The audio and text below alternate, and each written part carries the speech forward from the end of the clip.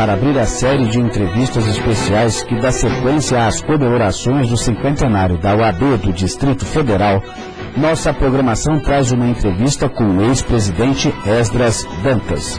Neste bate-papo que oferecemos aos internautas, a TV Web da OAB-DF confirma a firmeza e o sentimento cívico de um dos mais importantes personagens da história de lutas da advocacia brasileira.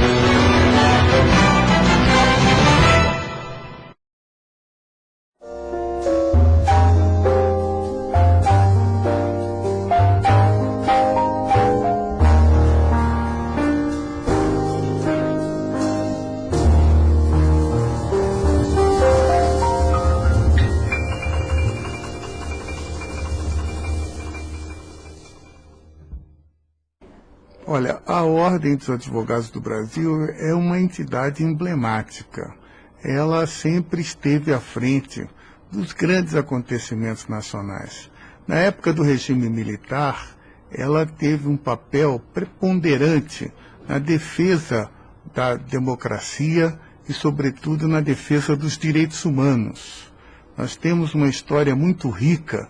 Nesses últimos 50 anos, a seccional do Distrito Federal granjeou o respeito de toda a comunidade do Distrito Federal. Não só do Distrito Federal, mas do país.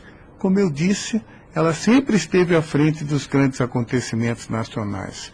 Eu me recordo que quando eu ingressei na Ordem dos Advogados do Brasil, a bandeira que ela levantava era a bandeira da anistia, em 1979. Depois presenciei e vivenciei o papel da Ordem no processo de redemocratização do país. Nós aí tivemos a nossa sede invadida pelo regime militar, né? Invadida e incendiada. Depois tivemos aí o movimento pelas diretas já, um movimento que nós estávamos tentando, naquela época, que o presidente da República fosse eleito pelo voto direto. Não foi possível, mas continua a luta. Fizemos aí, então, um trabalho muito bonito, um ciclo de debate sobre a Assembleia Nacional Constituinte. Fizemos um trabalho para debater já uma nova Constituição, e a Ordem foi palco de um grande cenário nesse sentido. Logo depois, nós vivenciamos aí a Constituinte, veio a Constituição, e, em seguida, nós tivemos um impeachment de um presidente da República em 1992, né? A luta pelo excesso das edições das medidas provisórias, que até hoje a Ordem combate. Enfim, nós estivemos sempre à frente desses acontecimentos. E é por isso que a seccional da Ordem dos Advogados do Brasil merece hoje o respeito da comunidade do Distrito Federal. Ela que é a principal defensora da sociedade civil.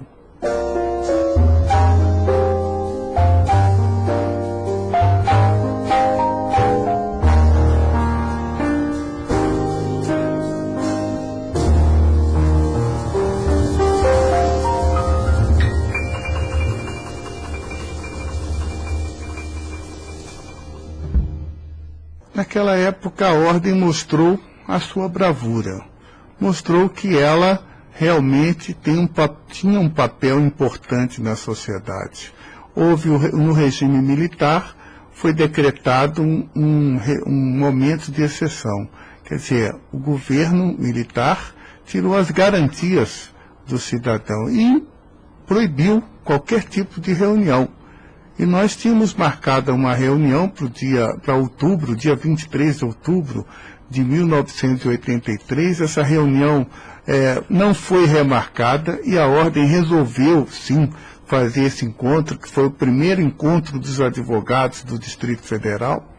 E esse encontro foi realizado e, em decorrência desse encontro, um general, comandante-geral do Planalto, à época, o Newton Cruz, mandou invadir a sede da OAB. E eu assisti com muito orgulho, com muita sensibilidade, né, a postura do presidente Maurício Correia, enfrentando toda aquela situação, se negando a assinar o termo de interdição e não permitindo que a nossa entidade fosse enxovalhada, que fosse diminuída à frente do poder público. Eu assisti uma cena inesquecível. Estive lá presente naquele dia, um dia chuvoso, onde a polícia interditou e nós ficamos 2 ou 3 dias com a sede interditada e depois o governo resolveu realmente, depois de muita luta dos advogados brasilienses, reconheceu que cometeu um erro e resolveu então, diante da bravura dos advogados do Distrito Federal, resolveu então desinterditar a sede da seccional.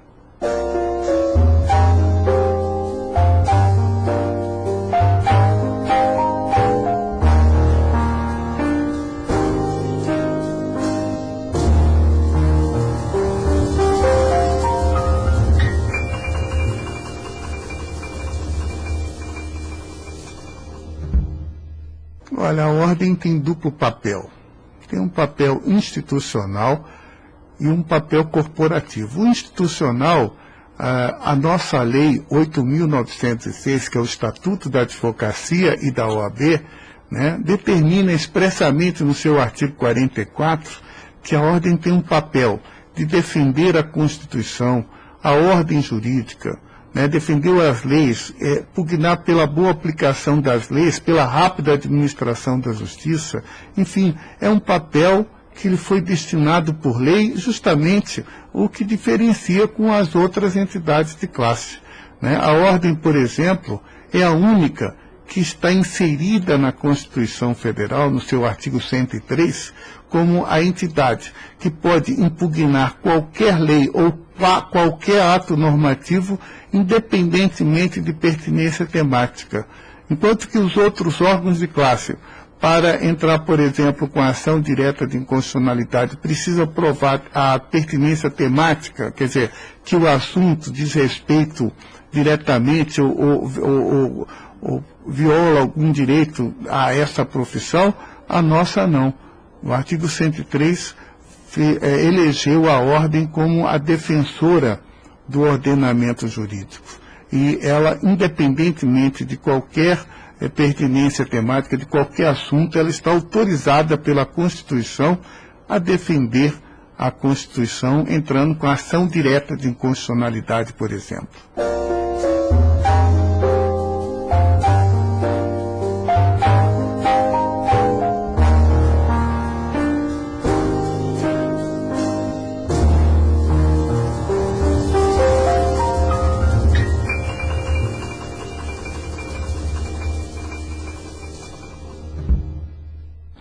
Eu costumo dizer que o advogado não tem prerrogativas, porque as prerrogativas que nos são destinadas, na verdade, pertencem ao cidadão, porque o artigo 7º do nosso Estatuto relaciona ali todas as nossas prerrogativas. Mas se a gente ler com atenção, vai verificar que todas elas são destinadas à defesa do cidadão em juízo.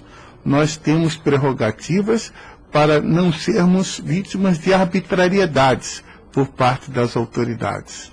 Então, essas prerrogativas são absolutamente necessárias. Todos os operadores do direito têm prerrogativas. O Ministério Público tem prerrogativas, a magistratura tem prerrogativas, nós temos prerrogativas. A única diferença é que as nossas prerrogativas, elas são voltadas mais para o cidadão que nós representamos. Não há nenhuma outra prerrogativa pessoal. Como tem a magistratura, por exemplo, a magistratura nós sabemos que tem 2 meses de férias, né, mais recesso, o magistrado tira licença, não tem que estar muito escravo a prazo. O advogado não, o advogado tem prerrogativas, mas eu repito, são prerrogativas voltadas para o cidadão.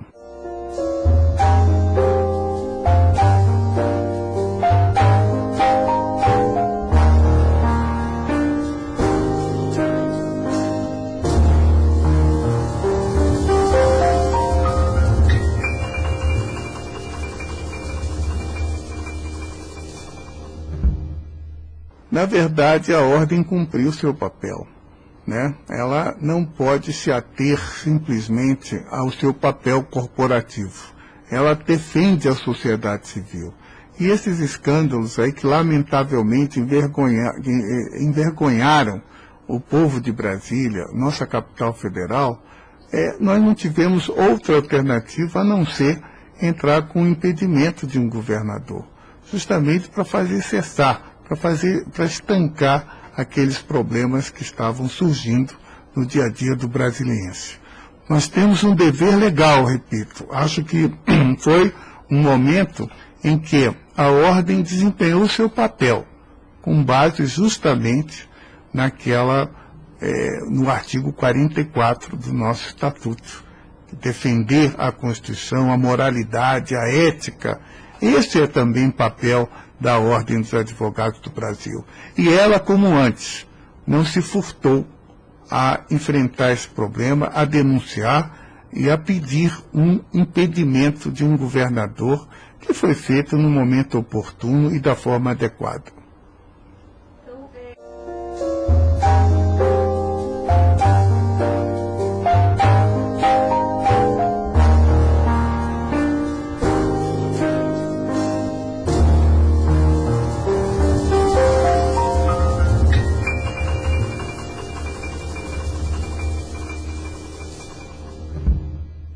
Oportuna, porque justamente, olha, a intervenção federal, ela não deveria jamais ser nem cogitada, porque havia uma normalidade, os poderes estavam funcionando normalmente, né? Todos os poderes. A cidade não parou, os serviços tiveram continuidade.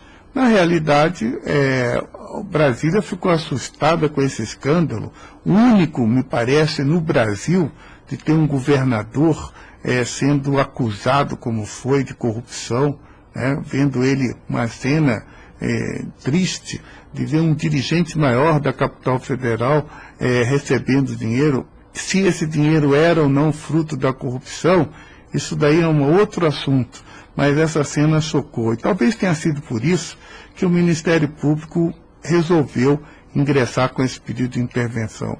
Mas eu, sinceramente, não acredito que o Supremo Tribunal Federal vá tomar uma decisão tão drástica, porque ela realmente não é necessária, até porque esse governo está terminando e não tem sentido, né? Ele aí não tem nem base jurídica para uma intervenção no Distrito Federal. Portanto, a ordem teve um papel relevante.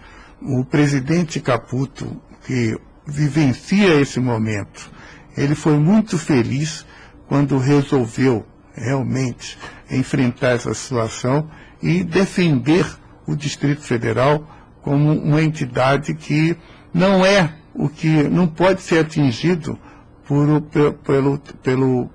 pela conduta de um dirigente. Ele realmente defendeu a unidade federativa, o Distrito Federal, e que foi oportuna essa defesa.